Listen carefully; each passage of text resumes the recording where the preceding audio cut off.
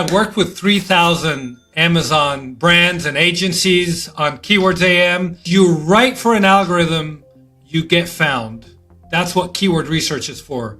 But when you write for humans, you get conversion, you get the sale. You need to speak both languages. Ash, thanks so much for joining me today. Tell me about yourself and what do you sell? Ash Metri, been entrepreneur for a good part of a decade and a half or so. Been in the Ecom space, among other spaces, especially focused on Ecom for the last 9 years or so. Built a brand, almost sold a brand, sold part of another brand, and now we have a tool that over 3,000 brands and agencies use to help them with discoverability and keyword research and writing and creating listings online. So yeah, been around. Very cool. Tell me about these keywords. They've been around for a while, right? Yeah, well, keywords is really, no one really paid attention to them until Google defined that we need to pay attention to them. And that's classic SEO. I mean, keywords are really, traditionally speaking, they reveal what people are searching for, right? And then you use these keywords to create, whether if you're a content creator, you're writing blogs, or you're selling products, you're creating something on the other end that is a buyer, so to speak, is interested in. So for Ecom, if you're selling mugs, for example, you got the keywords that reveal what people are searching for. What kind of mug? What are the attributes? Dishwasher safe, breakable, how many ounces? Is it for hot stuff or not for hot stuff? And all these things. So in many ways, keywords reveal the intent of the buyer. And then when the seller is able to decode that intent, you're able to connect and you improve your conversion and your discoverability of the products that you're selling. So essentially our business premise is around helping people figure that out and do it well and efficiently. Your focus is helping Amazon sellers. What do Amazon sellers get wrong about keywords most of the time? Yeah, it's a great question. So AI changed the game substantially in the last couple of years, especially in the last 6 months, because we've seen it just really accelerate from processing data to really understanding the intent. There's a project called Cosmo, actually, that Amazon put together, and it was showing, I can't remember how many million nodes. It was it's a neural network between search terms and buyer intent. And a good example was if a pregnant woman is looking for shoes, for example, then it knew that the intent was, okay, well, she's probably looking for something without a heel, something that is comfortable. So these layers of psychological brain chemistry that is not part of the term search for, but because the AI understands the person buying the item has been substantial. So the day of, if I'm a shoe manufacturer selling ballet flats, for example, I need to understand how the algorithm connects the buyer and the seller, because that helps me connect with the buyer, because ultimately the buyer is a person with a credit card and they decide what they're going to buy and what they're not going to buy. The algorithm gives you discoverability. The human gives you the conversion. We know that keywords are pretty important. We just talked about that.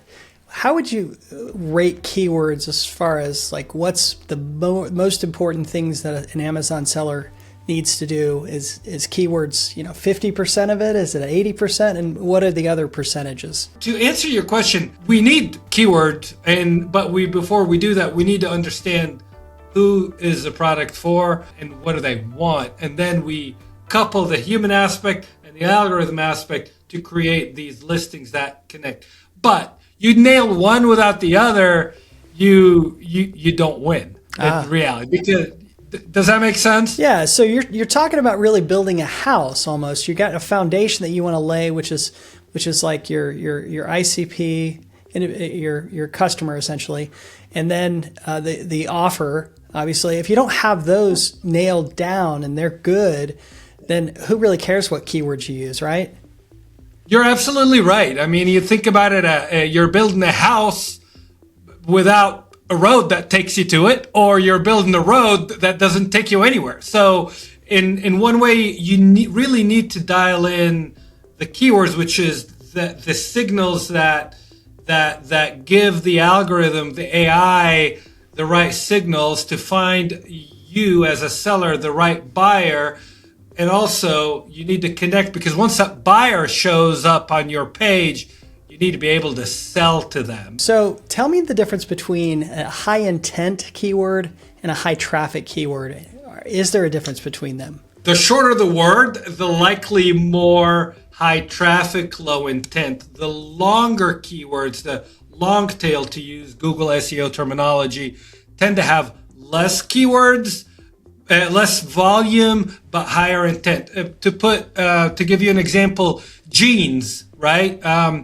Okay, I don't know what you want with jeans. Are you looking online to get an idea of what jeans are, or are you in the market to buy a pair, or are you just doing a research for what jeans looked like back in the 50s and who invented them and what material are they made of, right? So I don't understand the intent of that. So the word jeans by itself, a lot of people are searching for jeans in different ways and forms, but I don't know what is the purpose.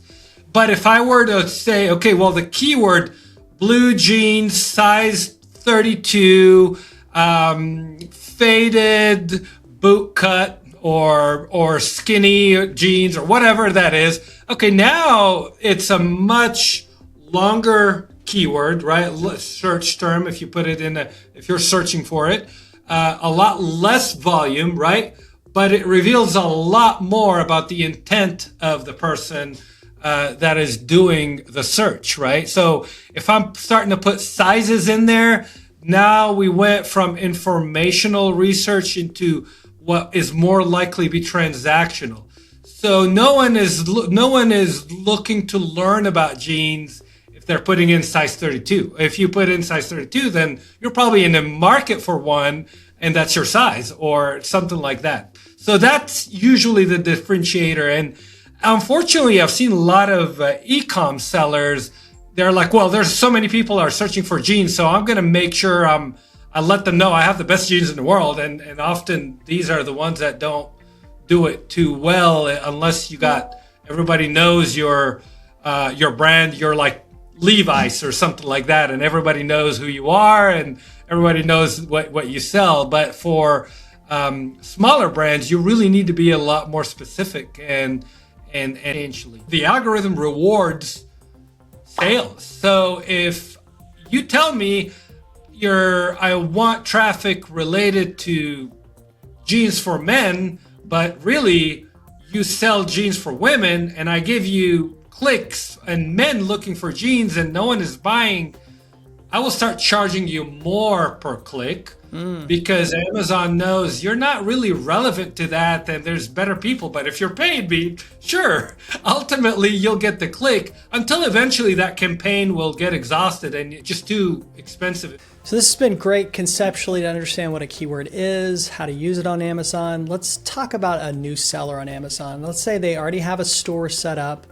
They're ready to start advertising. What's a good strategy to scale on day one on the keyword side of things? I often tell people you got to dial in your listing. Like on Amazon, your title is the most important piece and your main image. So when someone searches for blue jeans, you see, a million different listings based on the title, the main image. And when you're first getting started, you don't have reviews. You got to start. There's programs inside the Amazon ecosystem that gets you reviews, Vine, and many other where Amazon has a pool of people on standby that they will get your product for free in exchange of a review, and it will be marked. I'm like, all right, this is a freebie type of review kind of thing. But ultimately, your main image and your title will get you the click, which is the CTR, the click-through rate. So you get 1,000 people looking at your listing as well as all your competitors. Maybe 5 of them will click yours because that main image and the title of your product connected with them. So the keywords the keyword research that you've done will give you an idea of what your ICP, as far as your shopper, your the perfect person that would be buying your product. You need to make sure that's part of your title, right? Because you're connecting with your potential customer right then and there. And of course, the main image, Amazon has guidelines on what that main image looks like. It's got to have white background. You can find creative ways to make that main image pop. Obviously, we have technology that we use for some of our clients that make that main image while remaining in fully compliant with Amazon guidelines. We recommend is at least you're using 85 to 90% of the white space given in that main image. Then out of the, let's say, the 1,000 people, you're getting 50 people clicking on your listing, right? Which is a 5%, which is a very high number in general, because the click-through rates are usually in the single digits, if not fractions sometimes, depending on how competitive your product is. Then you get, let's say you get 50 people coming on your listing, you want to convert. So how do I get those like 50 people to, maybe if I get 5 out of the 50, that means I'm converting at 10%, right? And now I'm starting to look at the other images, and now I'm starting to look at the bullet points and features. Many sellers focus on what the product can do, and they often say, what benefit does the product present? So when you're talking, when you do your keyword research, you really need to understand the benefits, not the features. So rework the benefits in the keyword research that you've done, because that helps you with the conversion. Give me a time frame. If somebody's really focused on this and they want to make this work, they got a little budget set aside for their product, like how long does it take to go from I'm losing money to I'm profitable to I'm scaling? Yeah, great question. Though it really depends on how competitive the niche is, right? So to use that example, if you are in a niche that sells, the top seller sells 10 products a day versus another one that they sell 1,000 products a day, it's a steeper hill to climb. I mean, literally, right? And it takes you longer, it's more expensive, and ultimately there's some big brands that you cannot compete with on a generic product. So it's really hard to tell how aggressive it is. Obviously, there are more competitive products that sellers have deeper pockets and willing to accelerate growth by spending more aggressively on pay-per-click and getting more eyeballs and getting more sales and getting more conversions. But ultimately, I often tell people PPC will quickly get you to where you are going to get to before you even started advertising. If you had a flop, PPC will let you know you have a flop sooner. If you have a killer product, PPC will let you accelerate and scale very aggressively sooner. So you got to think of an advertise. Like I often tell people, if you're launching a new product, it's like you have a car that's stalled in a parking lot, right? You need to get that car moving, and how many dollars you have to spend in advertising is basically how many people you're recruiting from that parking lot to help you push the car. Nice. Right? I like that. The more aggressive you get about it, the more you're asking people to come help you push the car. And and you'll know real quick whether it's converting or not, depending on how aggressive you are.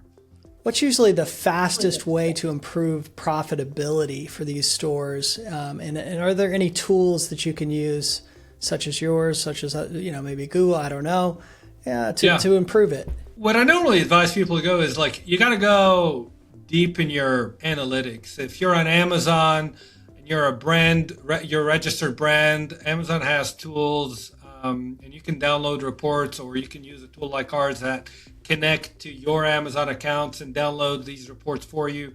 And they will tell you how many keywords are leading traffic to your listing, how many add to carts you're getting, how many clicks you're getting, and how many, all of these things. And look at what's working and trim the fat, meaning if you're paying for clicks that are not converting, stop paying for them. If you're getting clicks that are converting really well, but you're not advertising aggressively on them, then start increasing your budgets on the campaigns that are converting. You really need to reduce cost or double down on what's working. Ash, you're a veteran e-commerce store owner, operator. You have 3,000 customers in this space that are selling on Amazon. You've probably seen some things that the top sellers do, the top 10% Amazon sellers out there.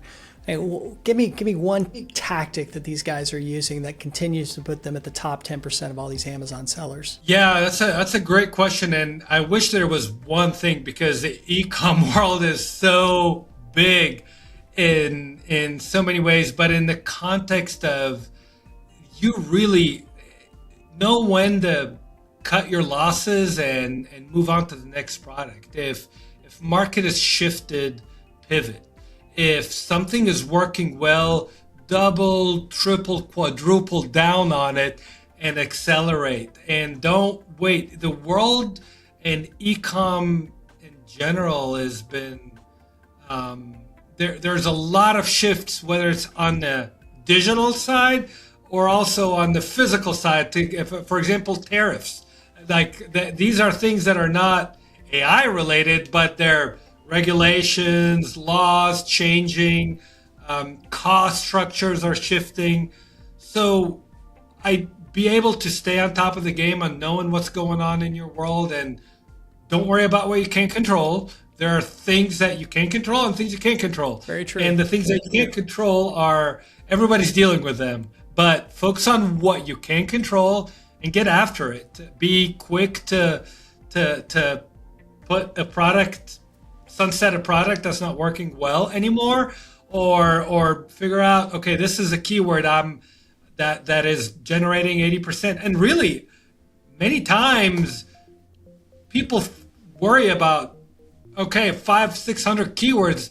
You need 10 or 15 that are working well, and ultimately these will have their sub keywords that come naturally, and the algorithm will know if you're searching for, you're killing it at blue jeans size 32 for men, then blue jeans size 32 for men who like whatever, the algorithm will know. Conversions will tell. So that's what I would think would be the best thing I would recommend them do.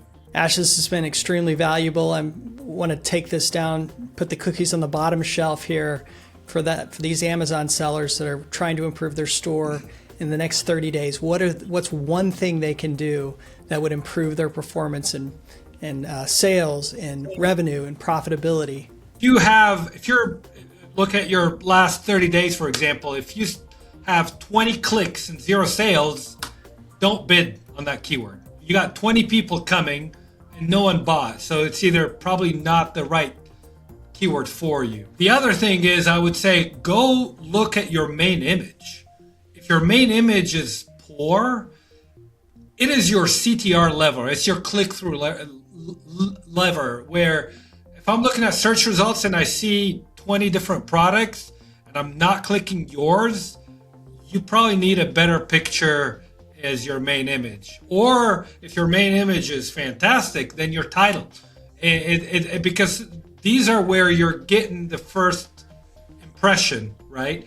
Then after that, figure out if I'm getting traffic but no conversion, then now go figure out what keywords that I'm using and which ones I'm not using, and ultimately where to use that funnel analogy, where is the biggest hole in the funnel? Where is it leaking? Is it at the top or at the bottom, right? And that's where I would go triage a 30-day of scaling. So valuable. Really appreciate you bringing it today, Ash. If somebody wants to reach out and connect to you, how can they do so? Yeah, it's been wonderful, Brandon. Thanks for having me. I enjoyed it very much so. But yeah, I can be reached at ash@keywords.am, or you can find me on LinkedIn. And if anyone has any questions about any of the tactics discussed, or how we go about helping establish brands and creating better listings and that connect with both the algorithm and human, happy to hop in a call and see what we can do. So yeah, happy to be here, and thanks for having me. Thanks so much, Ash.